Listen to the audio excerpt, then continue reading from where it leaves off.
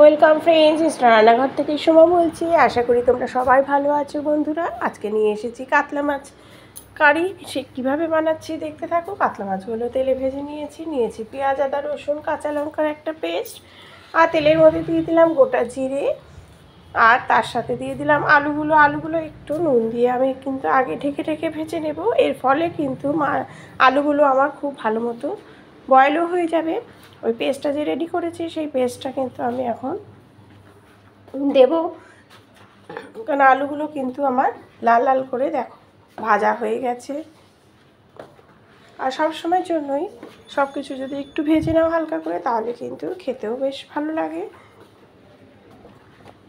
আর রান্নার সাথে কিন্তু আমি কিছু টিপস দিতে থাকি, তোমরা সেটা ফলো করো। দিয়ে দিলাম পেঁয়াজ, আদা, রসুন, কাঁচা লঙ্কার একটা পেস্টটা কিন্তু পরিমাণ মতো দেবে, যতটা লাগবে। দিয়ে তারপরে এটা ভালো মতো আমি কষিয়ে নিচ্ছি।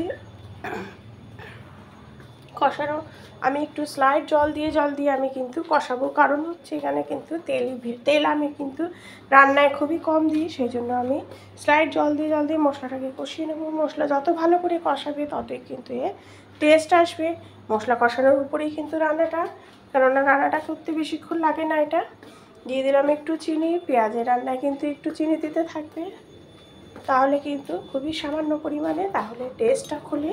দিয়ে দিলাম একটু জলটা দেওয়ার পরে মাছটাও দিয়ে দেবো, কারণ মাছগুলো বেশ বড় বড় আছে, মোটা, এই জন্য একটু ভালো মতো কুকও হয়ে যাবে। সেই জন্য আমি এই সময় দিয়ে দেবো মাছগুলো। দিয়ে আমি ঢেকে রাখবো, ব্যাস ধনেপাতা দিয়ে নামিয়ে নেবো।